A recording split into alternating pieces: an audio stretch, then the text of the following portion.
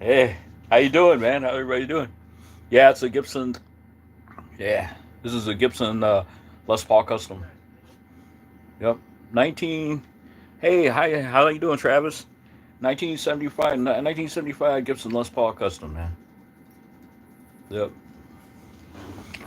Since I had a fret job, has don't have a professional frets, but it still sounds really good. I had to have a fret job because I wore down four frets on it thing, but it still sounds really good, man. Yeah, I'm playing jazz right now. I'm sorry. I'll play some Skinner later though. I'll do it later on in the video. I want to play some jazz right now, man, because I kind of you like Steely Dan though.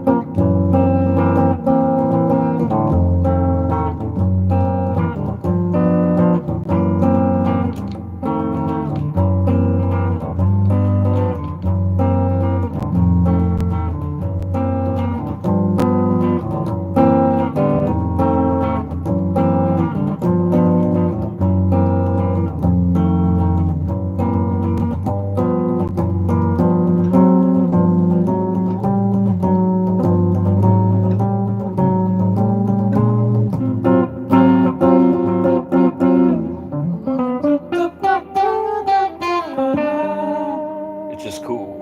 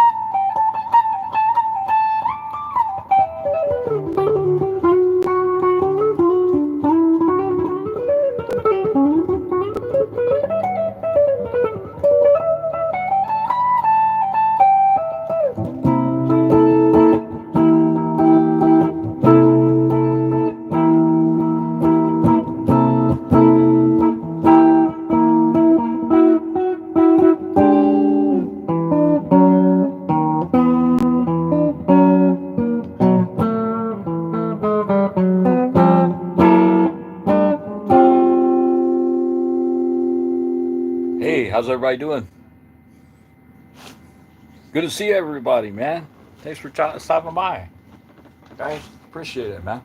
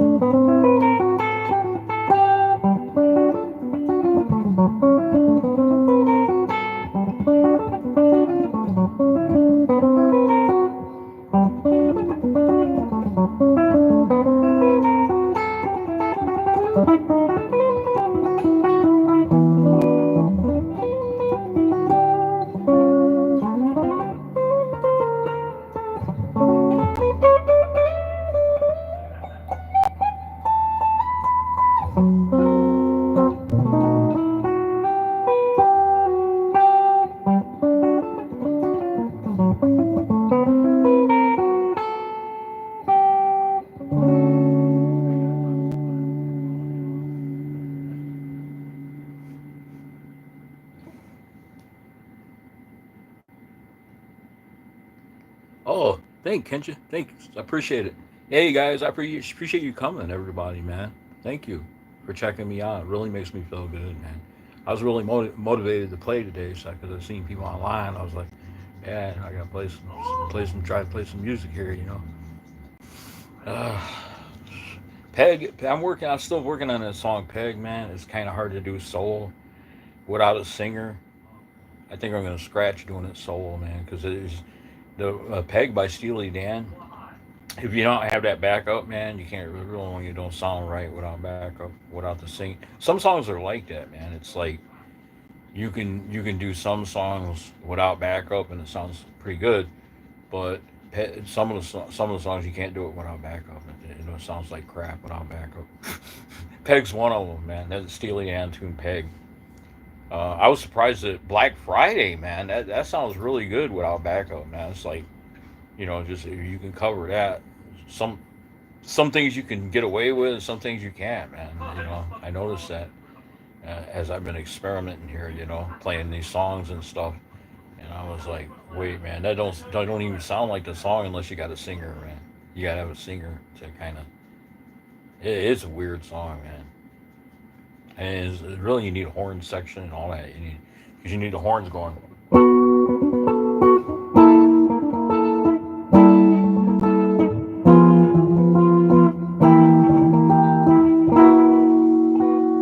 That was a.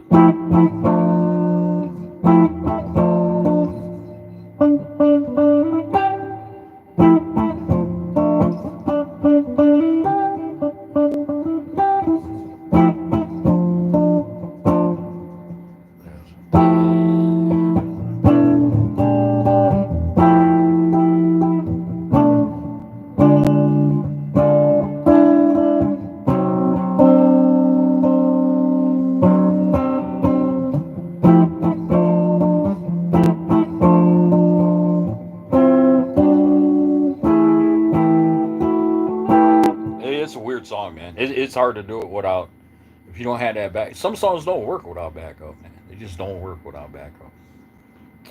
Because people are like, "What's that?" Unless you got a singer there. I mean, um, with that song, I think I ain't gonna even try it without a full band.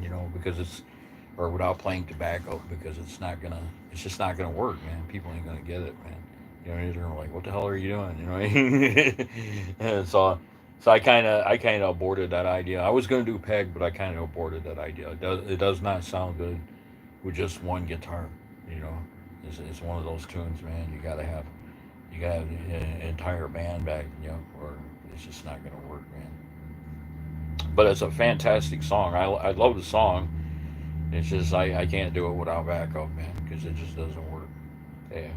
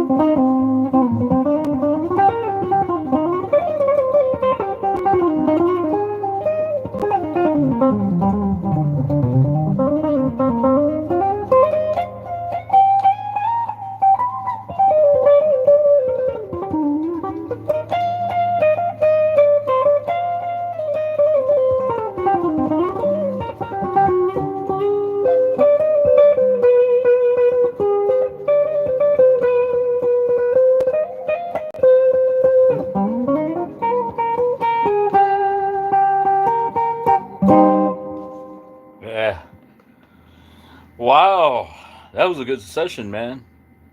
I've been, yeah, I'm just playing jazz in this video. I told somebody I was just gonna make a straight jazz video, and then my next video I'll play some rock. I'll play rock and stuff, man. But this is my all the way through straight jazz video. Hey, thanks, man. Thanks, man. Appreciate that you like it, man. Appreciate that. Yeah. Wow. Oh, God.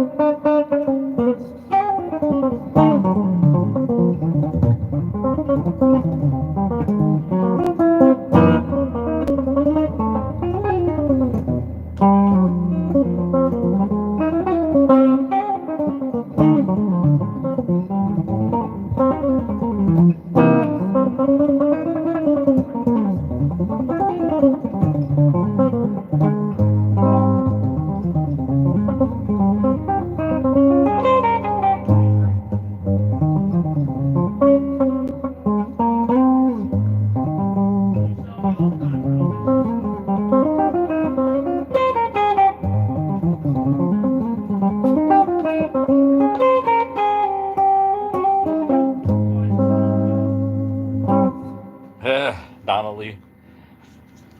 Wow. Uh,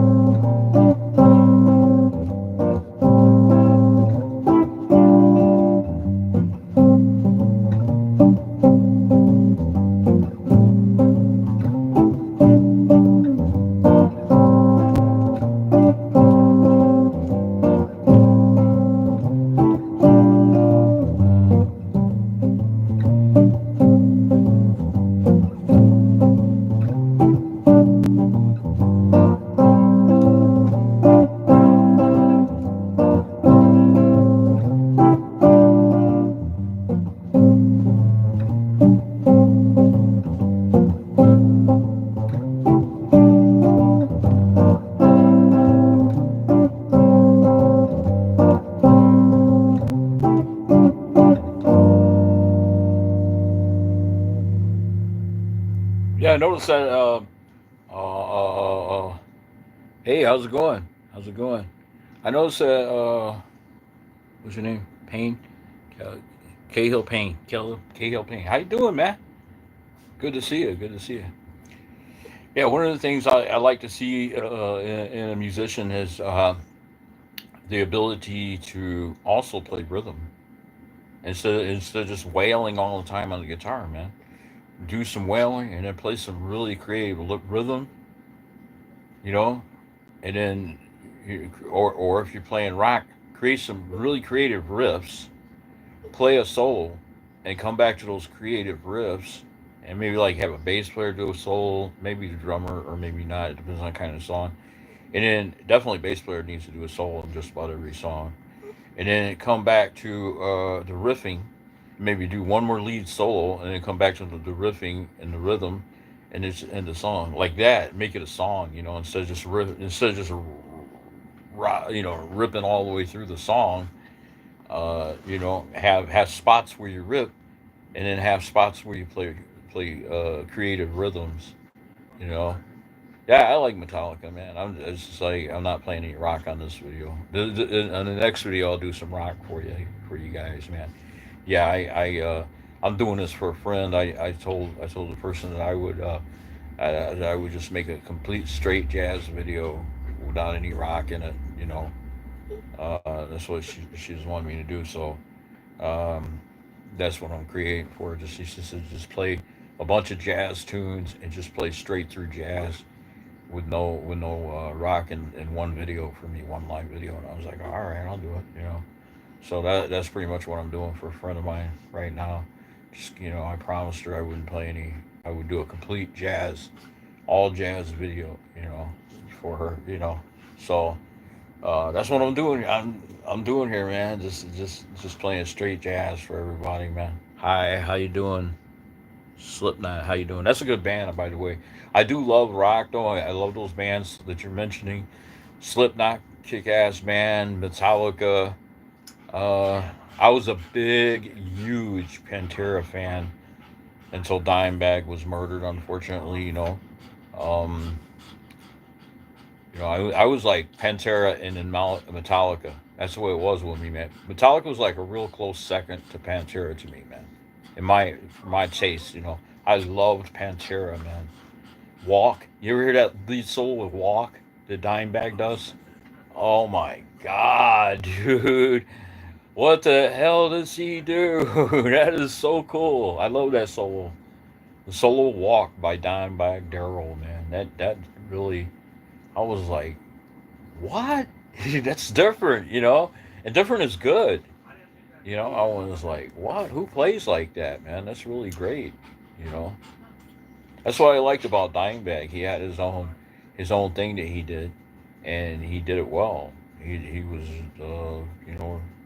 in my opinion, he was the best metal player I ever heard as far as guitar solos because he come up with ideas that nobody else was doing, man. Go listen to the solo and Walk, man. I was like, what the hell did he do?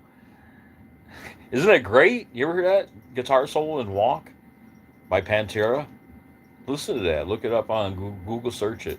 The guitar solo, Pantera Walk. I was like, whoa, man, this dude is something else, man. Yeah, I like the sound that he got, man.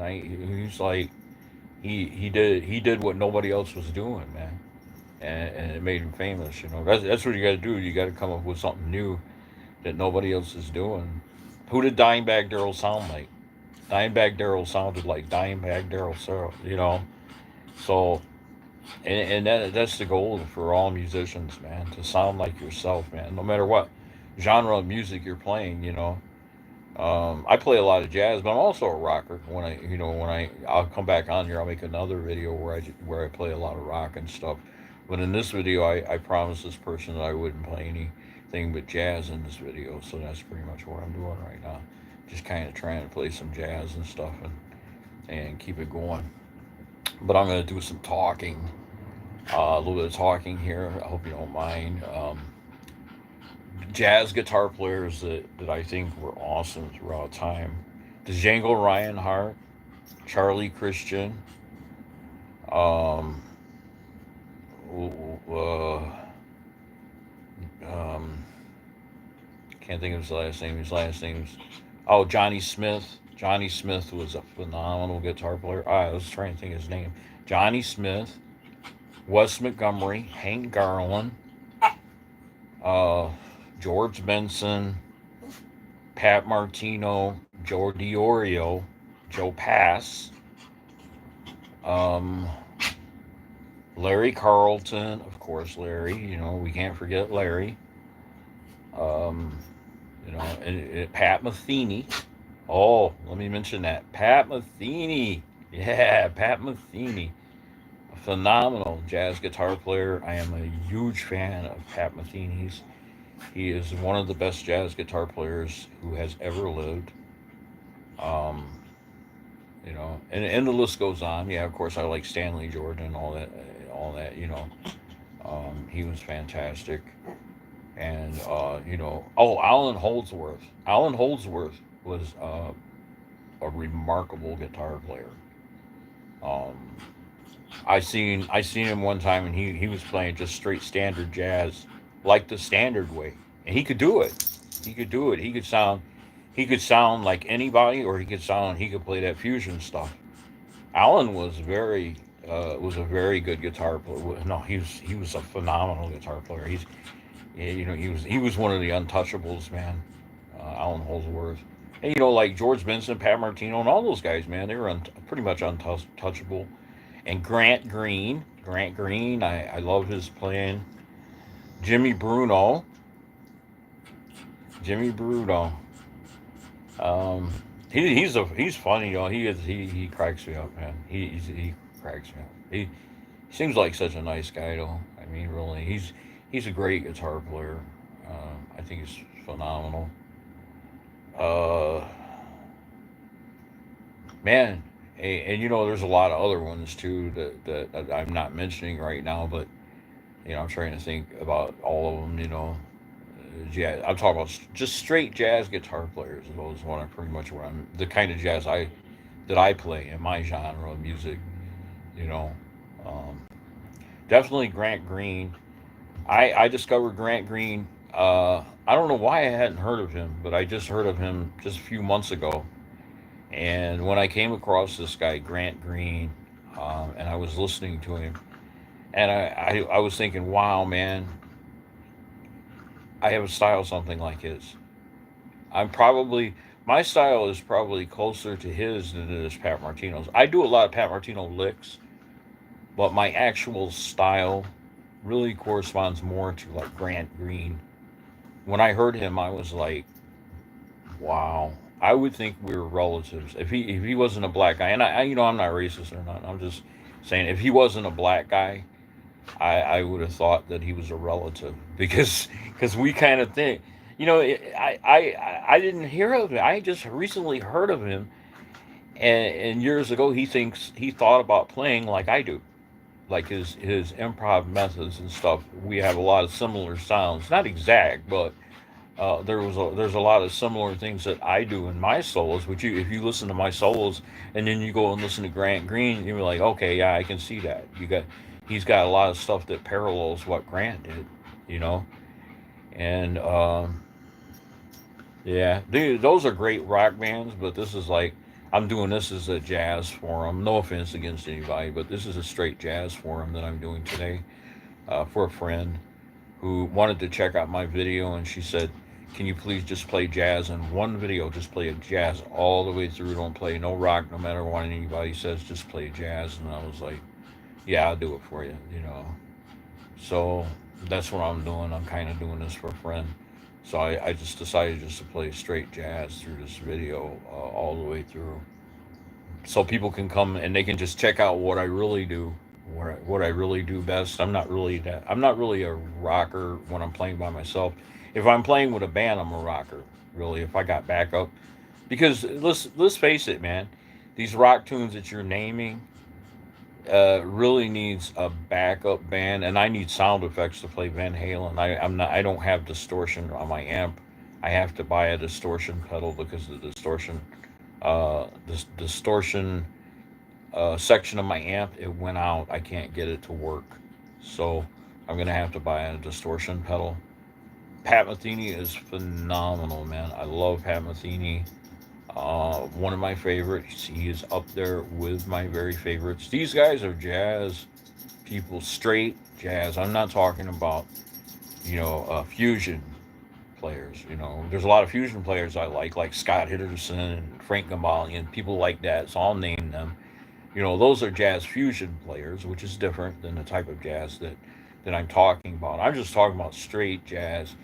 You know, George Benson come up with a lot of pop tunes, but he can set and he can play straight jazz for hours. I mean, he's great. He's a phenomenal jazz player, one of the best in the world, right up there with Wes Montgomery.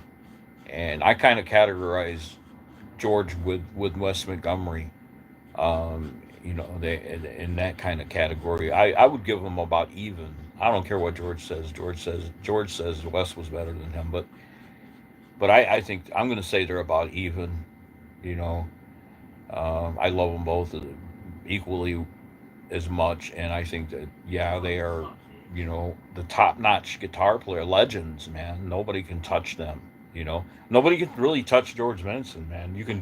There's people can do some George Benson stuff, but if you look at everything that George Benson does, man, he's just he's untouchable, man. He plays solos with chords. I don't know how the hell he does that, man. It just blows my mind. But each musician has their own niche. Like Frank Gambale's thing is the arpeggios that are just blows my mind.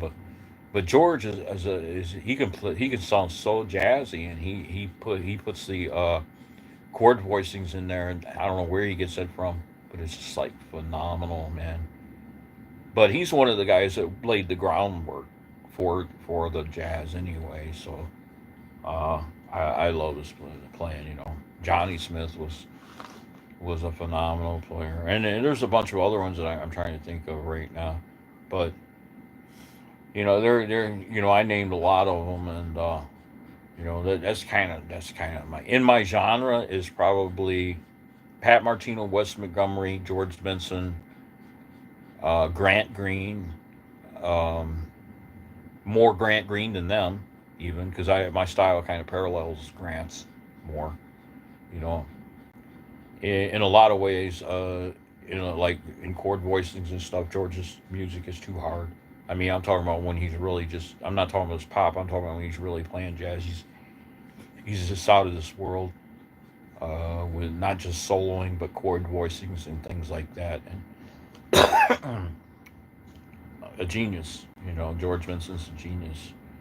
Um, but yeah, this is kind of my category, though. If you want to categorize my style, you got George Benson, Wes Montgomery, Pat Martino, Grant Green. That's kind of the style that I lean toward. My playing, it leans toward that kind of stuff. Really, really, when I play jazz. So that's pretty much, yeah, yeah, yeah. But I got to get off here. I got to let my dog out and stuff. I got to feed him. He's got the heebie-jeebies. What are you bugging me for, man? He's got his nose up against my back, so that means he wants to go out. He, he's gonna bug me. He takes his nose and he stick it right up against my back, and I'm like, uh-oh, he's getting ready to bark. But guys, hold on, Blackie, hold on. Do you play any Michael? I never. Hold on, Blackie. I never heard of Hedges. I never heard of Michael Hedges, but I'll look him up. I'm sure he's great. That's like Grant Green. I was surprised that I'd never heard of him in all these years. This is the first year I heard of Grant Green. When I heard him playing, I was like, man, we got similar styles. So I learned falling in love with love like in one day. I knew how to play it. Because our styles are so similar. That's what it is when you find a guitar player that has a similar style to yours, and you're trying to learn his or her playing. Then it's easy because your style matches theirs. You know what I mean? So my style kind of matches Grant's in a lot of ways. Um, so, oh, he plays a harp guitar. Uh, yeah, I'm sure he's great. I'm a big fan. If you want to talk about country players that could play jazz and play anything, that was Roy Clark. I seen Roy Clark at the August Fest in Hammond, Indiana, way back in the 1990s, and he was just out of this world, man. Uh, Man, he did that one Spanish tune where he pops the strings, Malaguena or something like that. I think I'm saying it right, Malaguena or something like that. But he did that Spanish tune where he popped the strings and everything, and I was like, my God, this guy's phenomenal. Roy Clark was an underrated guitar player. He was definitely a legend. Roy Clark was definitely a legend. Yeah, yeah, he was. He was a legend. Roy was a legend. He could keep up with anybody. You know, so it's a Joe Mathis. There's another one, Joe Mathis. Joe Mathis was amazing. He was an outstanding. He was a legend. These guys are legends. I'm talking about straight jazz players, and then you got fusion players like Scott Henderson, Frankenbali, and Eric Johnson and stuff like that. I wouldn't call Eric Johnson a straight jazz player because he's not. He plays more fusion, which he's great. I am a fan of his, and he's a phenomenal guitar player. But the type of jazz I play is kind of different than what he did.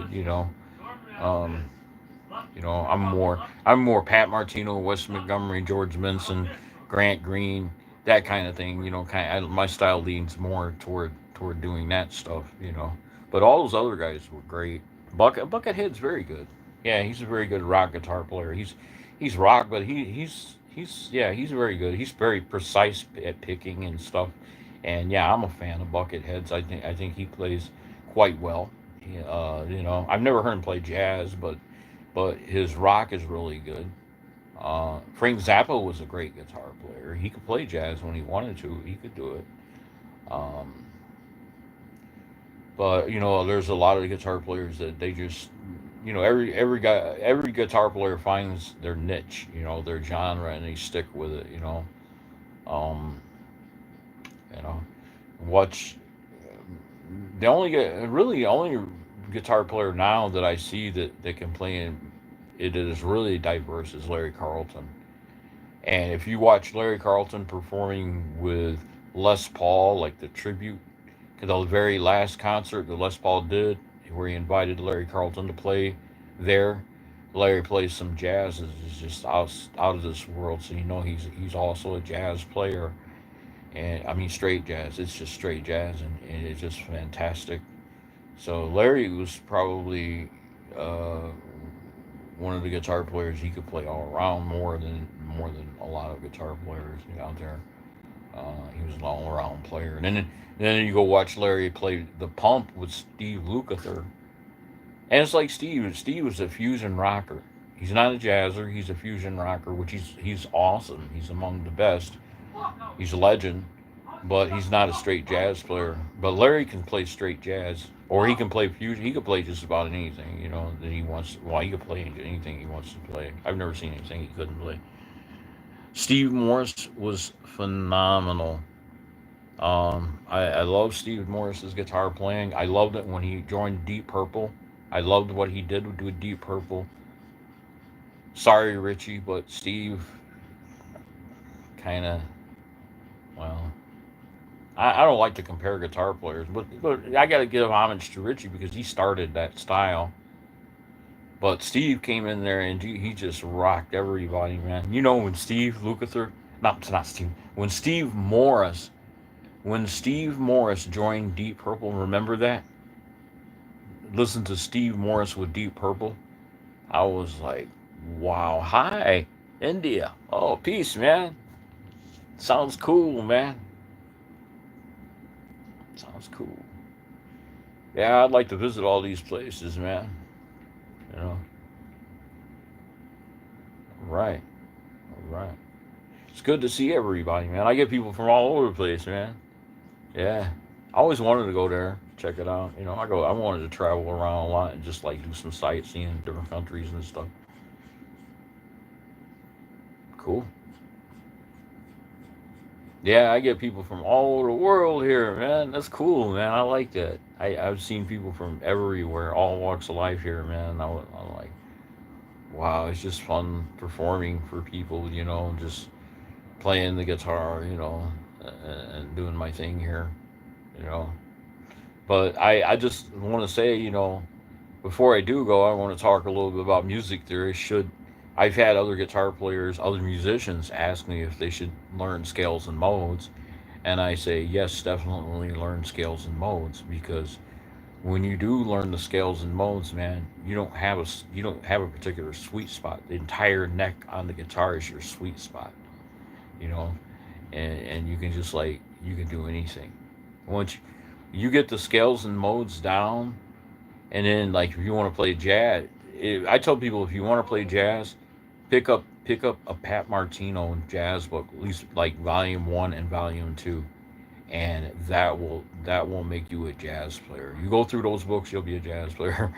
That's some good stuff, man. I love what he did, Pat Martino, in those books. He was really he took my playing, studying his method took my playing to a whole new level, which I don't have a style that's exactly like Pat. You can hear a little bit of Pat's playing in my music, but it's not exactly like his. Um, but you can tell that he is an influence on my style. I do have some things that sound like him. You know what I mean? But you can also hear like I'm like a combination of different guitar players like Pat Martino, Joe DiOrio, George Benson, Grant Green. These are all influences of on my guitar playing. I think that really stands out when I play. When I'm playing rock, you can hear Jimmy Page in me. Because I used to play. I played a lot of Led Zeppelin stuff, and you can also hear like Tony Iommi and people like that. They were major influences on my rock style and things, man, like that. Paco de Lucia. Also, oh yeah, I've seen Paco. Yeah, he's very good, man. He's very good. He played with Tim Henson before. Him and Tim Henson did a project before, man. Yeah, they are very good, very great. That's another great guitar player. I wouldn't categorize his style as jazz, but he's got like jazzy stuff in it. And it's very hard to do, like flamenco. Tim Henson's like modern day flamenco, but modernized, and he's an exceptional musician. He really is. Can't say anything bad about the guy. He really knows what he's doing with that guitar. You know, there's so many of them though. John McLaughlin. Nobody really touches John in picking. He was the best at picking that I've ever seen, man. He I'm talking about speed picking, the stuff that he did speed picking. God, he could control that pick. He could control that pick like nobody else, man. You know. And then Jeff Beck, what I liked about Jeff Beck is he would get sounds out of the guitar without using any sound effects. He would create his own sound effects with the guitar, so he didn't need a pedal, and he created his own. He invented himself. He invented himself, and that's what I like. I like guitar players who invent themselves and they come out with their own style and nobody else is doing it, and they're just phenomenal players, man. I'm always trying to pick up stuff, man, new stuff too, and add it into my music. That like when you see me playing that, I call it Nicology because it's like beat Nicol, because it's like it's got a combination of everything in it. That one number I do, and it sounds like beatnik at the Zodiac. I think that's, don't quote me on this, but I think that's Django Reinhardt playing that solo. Well, you can hear where I actually got a pretty good portion of that solo, and I play it note for note in one of my numbers. If you listen to my jazz numbers, and it's a different way of playing the guitar entirely. It's a different style altogether. So I like to try to incorporate. That's what I like to do. I like to try to incorporate different styles in my playing. Thanks, man. Thanks. Uh, yeah, a lot of my stuff is '60s jazz, '60s jazz. I mean, not really rock, but '60s jazz. Yeah, yeah, yeah. Like I said, I'm gonna come back on here and do a rock video, but we don't play some rock in it. But for this video, I promised a friend of mine that I would only play jazz in this video because she wants to see what I sound like just playing jazz straight through without any breaks and without putting any rock in there or anything. Just play. She said just play just straight jazz all the way through it. So I says okay. So she wants to see what I sound like just playing straight jazz all the way through. So this pretty much. I do kind of some jazzy rock. I told her I said I'm going to do at least a couple of jazzy rock songs. It's not straight jazz. Steely Dan was not straight jazz. It was more like jazzy rock, but it's great. It's phenomenal. So on here I do Josie and I do Black Friday, which is not really jazz. It's straight jazz. It's like a combination of jazz and I guess you call it fusion. That's what it was. That's what it is, fusion. But other than that, the rest of it's pretty much straight jazz. You know. So yeah, that's what I told her I'd do. I told her I would come on here and just do a straight jazz video for her. Yeah, I'll get it next time. I gotta let my dog out, but I will back. I'll be back on here in a few hours. I'll be watching for me. I'll play that. I'll play the Blue Bossa is what I play. Blue Bossa. Yeah, I used to. I haven't done it in a long time. I used to play Roundabout. I used to know Roundabout and a couple of songs. Yes, it's hard to play though. It really is. It's very challenging, and you gotta have a style more like Steve Howe, which my style is not like Steve Howe. Steve Howe's phenomenal, but I don't have a style like him. I can play some of. I could pretty much learn a lot of the stuff that he did, but I'm a huge fan of Steve Howe's. He's a legend. He's another untouchable guitar player. Really, he's untouchable. He's when he wants to be, he just sounds phenomenal. I seen him playing with Les Paul, and he was great. Well, oh, that's another one you want to watch. when he performs with Les Paul, Steve Howe, he really shows his stuff in jazz. He can play jazz when he wants to. Yeah, he's great. Steve Howe's great. That's another rock guitar player that I think is very good. And all that stuff, man. And you know, oh, come here, Black. Yeah, I gotta let him out. He's half poodle and half cocker spaniel. I guess you call him a cockapoo, but he barks. He barks at every little whim. He can't everything he barks, and he gets that barking motor going. You got your barking motor going, so that means I gotta get off here and I gotta let him out and stuff. But you know, oh hi Chloe, how you doing? Oh hi, thanks for coming, Black. Thanks for showing up. I appreciate it. Yeah, I promised a friend that I wouldn't play no rock in this video. So she said just do one video straight jazz and like talk. You talk at the end, but just play straight jazz. And then my next video. Oh, I'll get you. I'll sub to you. I'll get you. I'll look for you. I'll sub. You know. Um. Yeah, I'll get you some more subs. But you just started or something? Yeah, I've been on here for years. I've been on YouTube for years.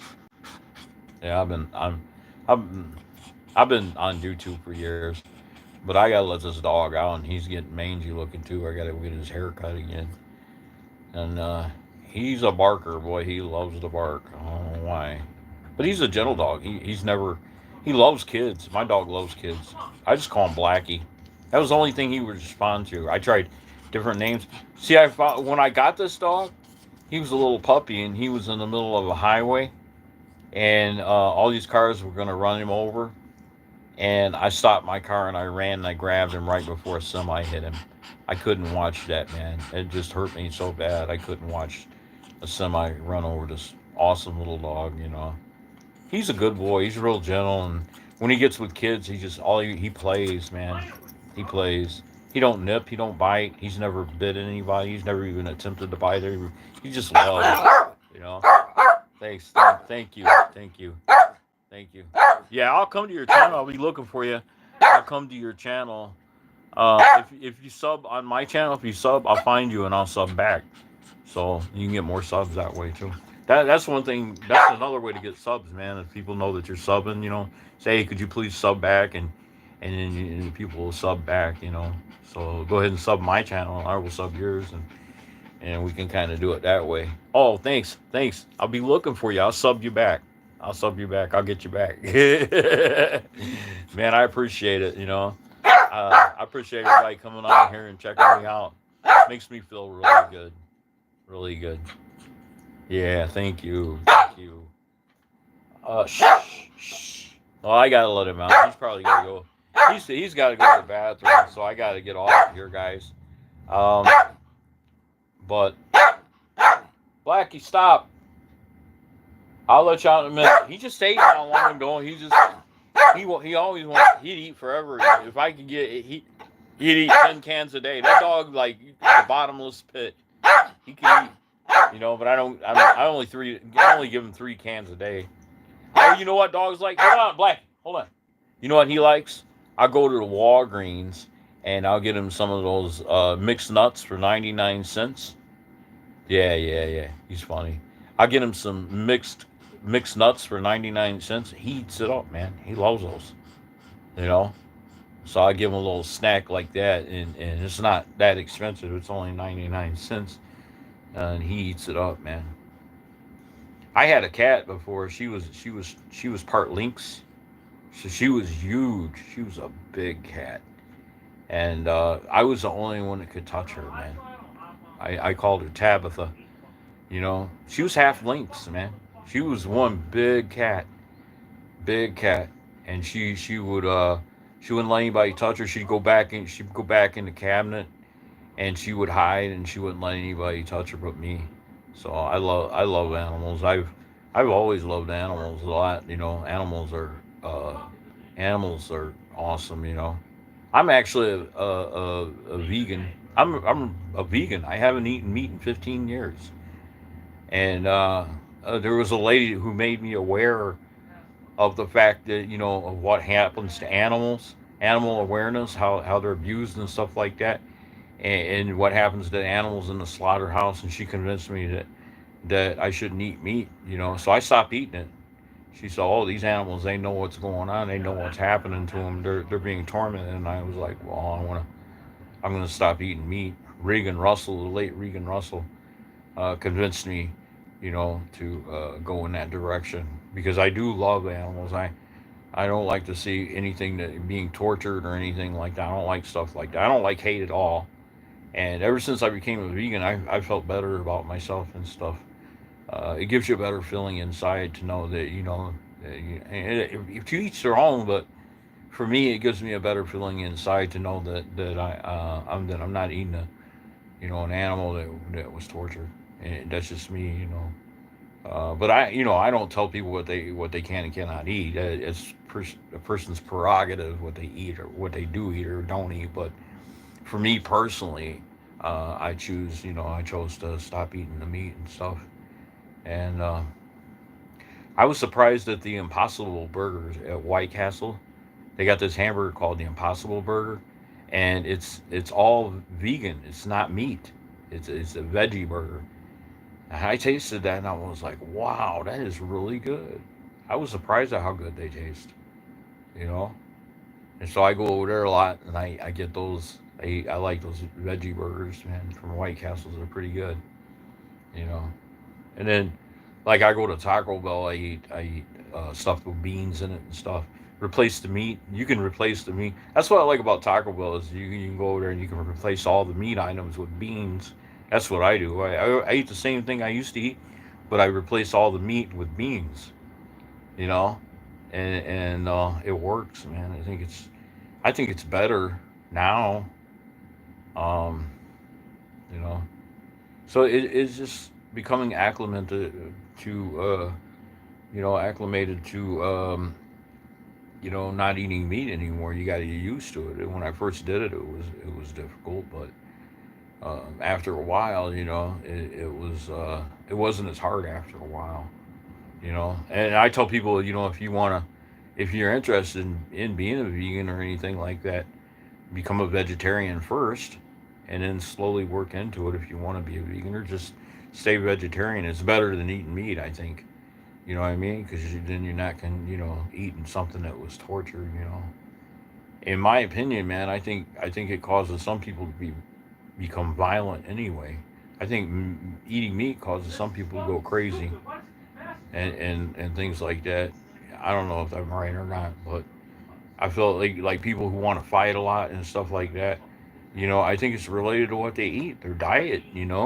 And it causes them to be stressed and apprehensive, and they think everybody's out to get them and things like that. A lot of that went away when I became a vegetarian. Yeah, I could play it, but I ain't gonna play any rock in this video because I promised a friend that I wouldn't. I told her that I would do a straight jazz video for her. She said just play straight jazz all the way through it. I won't, and don't try not to stop. When you're playing it. So I played a bunch of songs. If you watch the video, I'm gonna entitle this video Thursday's Jazz Session. So straight. Well, maybe I'll just put like all jazz Thursday's Jazz Session, and you can come and watch what I did. I played just straight jazz through in this video. I just played straight jazz. Uh, but hey, man, I appreciate everybody coming here. I appreciate everybody coming here, man. It makes me feel good when I have. I do want to talk a little bit about theory though before I go. So like if you got a C minor 7, right? You could play Dorian, which would be B flat.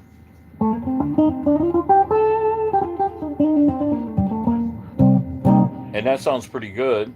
How do I know it's Dorian? Well, if you go B flat to C, that's the second mode. You've heard of modes, right? So that's called the Dorian mode. So, and it's just major, it's B flat major over C. You're playing B flat major over C minor. It's got to be a minor chord or it won't sound right. So,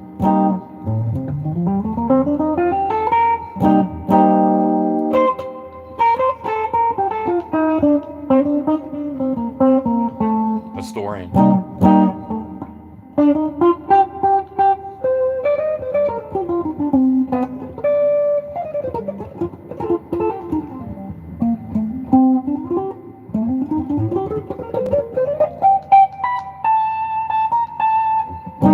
So that's the B flat. That's the B flat major scale. But if you want to really be creative, learn the jazz minor scale.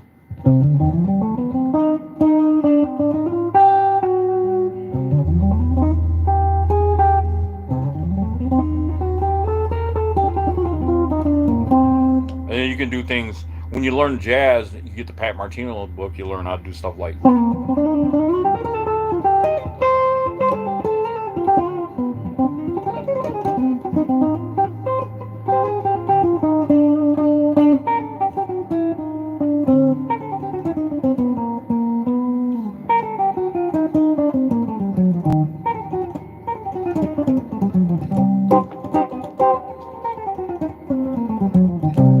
I'll just repeat that. Right, that's a jazz minor. I'll just repeat that a few times.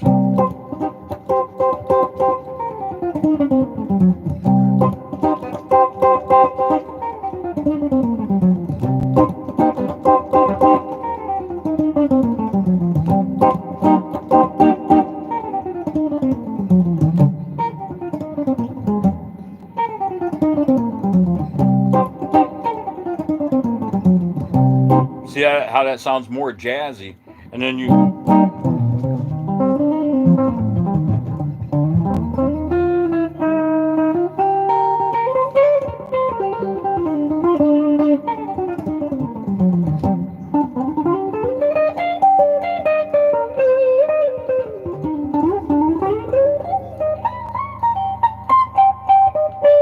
So it's more interesting to play like that than to just play Dorian. Which, if I play just Dorian, check this out. This is just Dorian.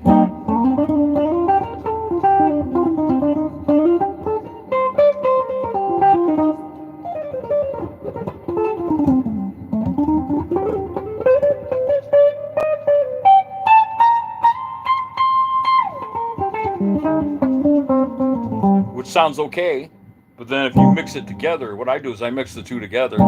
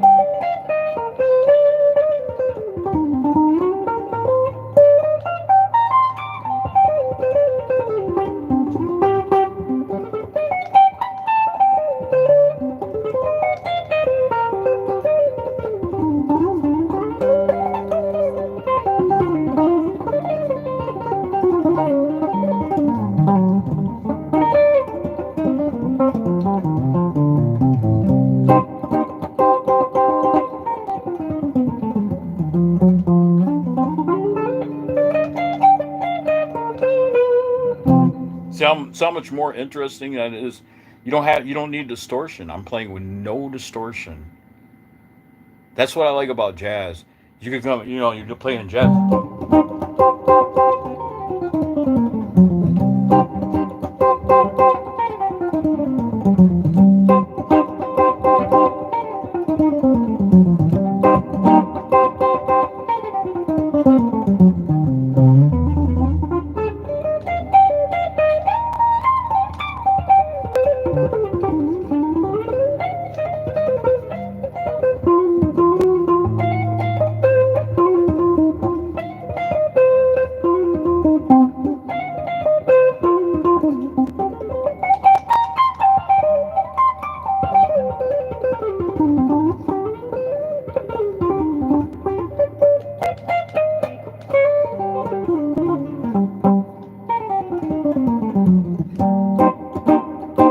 See what I'm saying? Thanks, thanks, thanks. So that's the difference between just playing straight Dorian and playing playing the jazz, putting the jazz minor in there. I like putting the jazz minor in there because it creates more of a jazzy sound. It sounds even more jazzy. Dorian sounds pretty jazzy, but it's like more like rock. It's more like rock jazz, just straight Dorian. If you play just straight Dorian, which is okay, but if you combine the jazz minor with the Dorian, it's going to be so much more interesting, and it's going to sound so much more jazzy, And people are like, oh, okay. And then you learn a Phrygian mode and then the different modes to play over different chords, and then it really starts really sounding like jazz, when you change chords and you play like over a Phrygian mode or something. Then like like uh, let's see.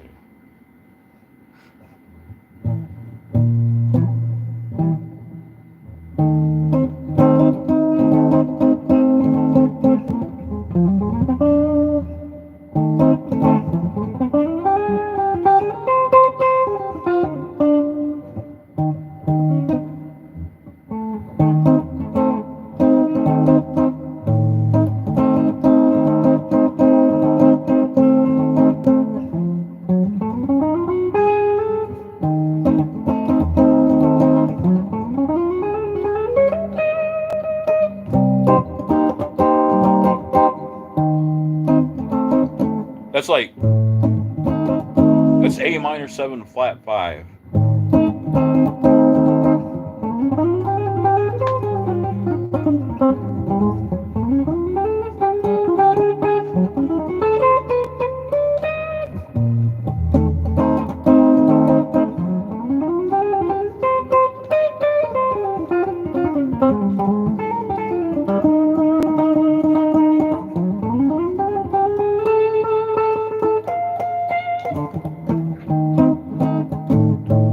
You see that sound there?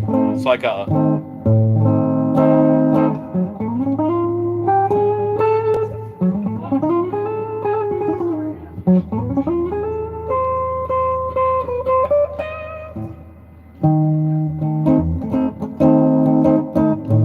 that's a flat five chord. So what I'm playing is Phrygian over this A flat five, A minor seven flat five.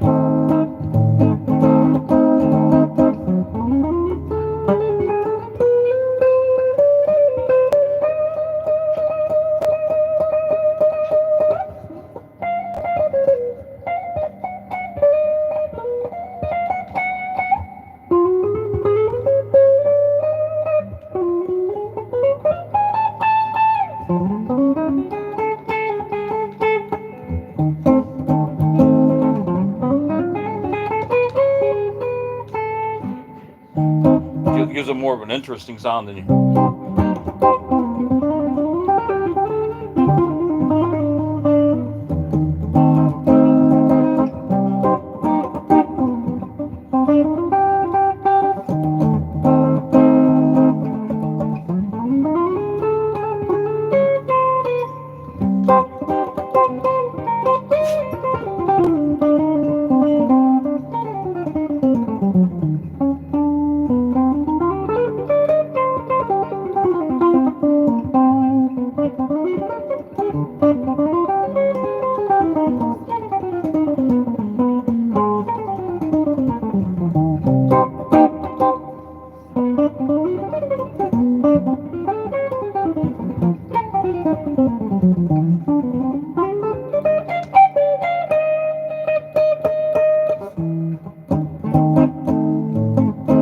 Yeah, yeah. So you learn the different modes. When you learn the different modes, you can make your jazz more interesting by playing over different patterns. Like if I'm playing here.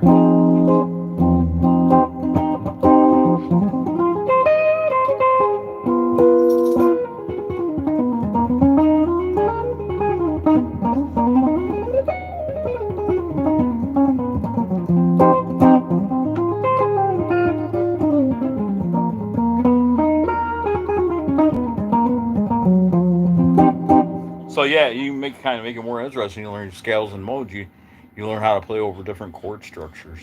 Is what I'm trying to say. And hey, how you doing, man? How you doing, Dave? Good to see you. Yeah, you can play over different chord structures, and you can play over different chord structures.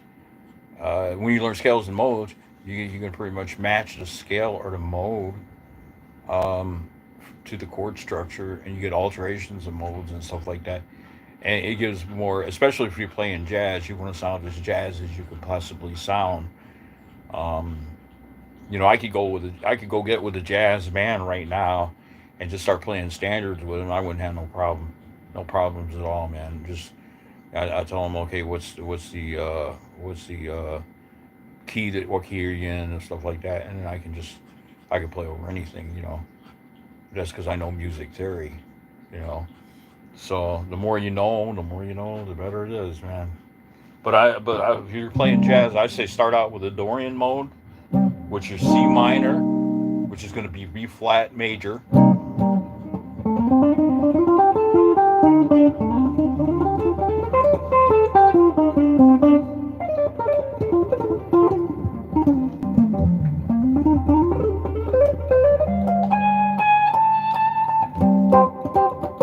And then once you get that Dorian mode down, start working on your jazz minor. And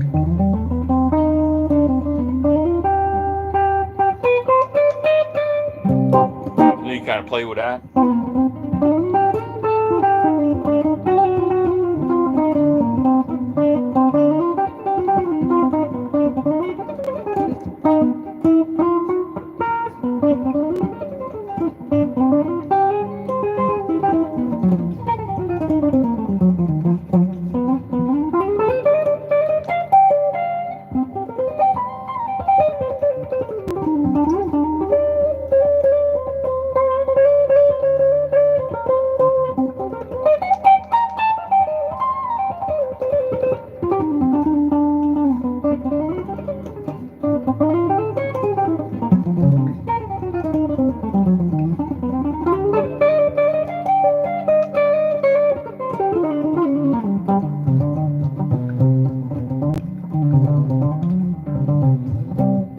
Like that, and you kind of sound more, you know what I mean? It sounds really more jazzy when you start playing.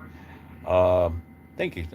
When you start playing, when you start playing the jazz minor modes, once you learn that jazz minor and you learn the different patterns that you can come up with, and that other jazz players came up with, and you like study different jazz players, and you kind of go along that way. You can kind of really you get it. That's when you're really gonna start sounding jazzy. So that's how I learned it. I started mimicking other jazz guitar players, and I started coming up with my own thing and stuff like that. What kind of guitar is this? Oh, thanks, man. Jay, thanks. What type of guitar is this? This right here is a Gibson Les Paul Custom. Um, I got this guitar in 1975. It's 50 years old. Um, I wore down 4 frets when I was a teenager. I was great. Oh, I was a rock guitar player, and I'm not boasting of myself, but I was great. I was a rock guitar player. I wore down 4 frets. I was in a rock band. I wore down 4 frets. So I got a fret job. In the 80s, after I had a stroke, I suffered from a stroke, but after I started recovering, I wanted to get my guitar fixed, and I paid this guy to do a fret job, but he put the cheaper frets on there. It doesn't have the factory frets, and I hate that. I wish I still had the fret. I wish I had brand new factory frets. That's what I thought he was going to do, or I never got him to do it, but he didn't put the factory frets on it. He put thinner frets, it's okay, but it doesn't sound near as good as, factory frets. The factory frets are thicker, and that's why I like the thicker frets because you get a better sound. Um, this pickup has sunk down into the guitar, and it's old. It's an old guitar. It needs repairs. It needs to be refurbished, and I want to get it all. I want to get everything new on it, brand new, make it look like a brand new Les Paul. I know they say it depreciates the value, but I don't care because I'm going to keep it. My mother, my mother got this guitar for me when I was 14 years old, and I don't ever want to lose it. You know what I mean? So yeah, it is a Gibson Les Paul Custom. Um, so it's had work done on it, but it really is a Gibson Les Paul. You can see that's probably backwards, Gypson Gibson, and you can tell it's a Les Paul custom guitar. So it definitely is a real Gibson. The wood on these Gibsons gets harder as the guitar ages. That means less vibration of the body, more vibration of the string is picked up by the pickup. So you're going to get better with each year. You're going to get a better sound. When I get it refurbished, this guitar's going to be so phenomenal. Electric guitars. If you know how to set, if you know how understand the settings of a Les Paul, and you know how to adjust the pickups and how to set all the controls and everything on it, I think the Les Paul is the best sounding guitar I've ever played as for electric guitar that I've ever played. If you have everything just set right on it, and when you're playing, you know how to do settings and stuff, set your tone and stuff. You can set your tone and stuff. It's phenomenal what you can do. You can get sounds out of the guitar that you wouldn't believe. So I think the Les Paul really is the best sounding guitar in the world. It just has to be set right. There's some people who own them. They don't know how to set. They don't know how to work the settings, so that they'll come along and they'll say this guitar sounds better than the Les Paul. But if you know how to set the settings on the Les Paul, you can make the Les Paul sound better than any guitar out there. I've never played a guitar that's better than the Les Paul. I went in the music store one time and I hooked up a Les Paul and I adjusted everything and I was playing, and it was like people were in awe because it sounded so good. And I compared it to the Soar guitar and the other guitars, and the Les Paul beat them. It just everybody admitted that the Les Paul sounded better. And if you know how to set that Les Paul and you play it right straight through a Marshall amp, it's gonna sound good, man. You know, it's just different settings. People use different settings, but you can find a perfect setting on the Les Paul and make it sound like better than any guitar out there, man. They're worth it. If you get one, it's worth it to have it. You know, so that's how I feel about it.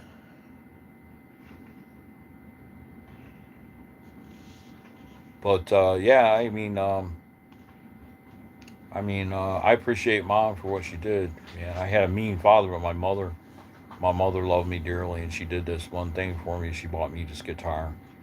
She got me this guitar, and it means so much to me. Unfortunately, I don't have my mother with me anymore, and I miss her and stuff, and I wish I still had her around. But you know what I'm talking about. You know how it goes, man.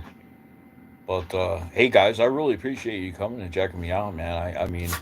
I've been making music for a while now, and I play a lot of times when I'm playing out. Uh, People like this. I'll play the song note for note like it's supposed to be played, but then I'll start embellishing it. I'll start doing different solos, and I'll embellish it, and I'll add my own thing in there. And people are like, okay, he can play the song, and now he's playing like putting his own thing into it too. You know what I mean? And that kind of people dig that a lot. If you can do that, that's one of the things I like to do when I play out. Kind of do both, play note for note, but then embellish it and say, hey, this is me. This is what I do. And it helps, man. Every musician should have their own style, their own niche, that they can do, to create something new. That's what I think. You know, um, I've seen a lot of fantastic guitar players out there, though. There's a lot of young people now who play really well, and I like that. I like seeing that, these kids playing these instruments so well. I always wanted to play the saxophone. I've never been able to get a sound out of a saxophone though. It's a really tough instrument to play. I tried to play a saxophone a few times. I never could get a sound out of it. And I'll tell this story. One time I was in this music class, and it was in high school, and I played the guitar and everybody liked it. And then I picked up the saxophone and I was trying to I couldn't get a sound out of it. And this tiny little girl comes along. She goes, "Oh, here's how you play that." She's like, "We're playing this really phenomenal jazz." She was phenomenal, man. And I was like, "How the hell does she do that?" I'm blowing as hard as I can, and this girl that's I know she's not more into than me because she was way tinier, but she comes along and she's playing jazz saxophone. I'm like, what? How? It's funny, man. It's funny how people are gifted in different ways and stuff, and with the instruments and stuff. One of your friends plays the saxophone, Jay. That's cool, man. That's cool. Yeah, man. I love that. It's a good instrument, man, but it's a very difficult instrument to be able to play. Yeah, I really commend people who can play the saxophone. Well, I gotta let my dog out. He's driving me crazy.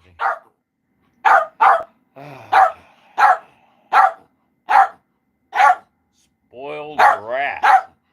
That's what he is. Trumpet. Oh, trumpet's good. Man. I like that. Shh, shh. I like all the horns, man. Horn instrument sounds really good, man. I always love that. I would like to be in a band that has horn section, man. I like that. Yeah, horns are cool, man. I never could play them, man. I love the sound of them, but I never could play them. God, shut up, boy. I gotta let him out. He's going crazy. Anyway, guys, I gotta get off here. I gotta let my dog out. But thanks for stopping. Hold on. Thanks for stopping by. I really appreciate it. I'll be back on here probably either later on tonight or tomorrow. I'll be back on. Just be watching for me, man. I'm gonna leave this video up though. Thursday's jazz session, all jazz. I'm gonna put all. That's what I'll put. Thursday's jazz session, all jazz live, and I'll put that. So if you want to come back and check out what I did, man, it'll be on there. Okay, guys. I'm gonna get off here now. I really gotta get off here now. I got a little carried away talking, but I gotta let my dog out, man. So, hey, thanks for showing up, man. Thanks, man. All right, Jay. All right, man. Peace. See ya.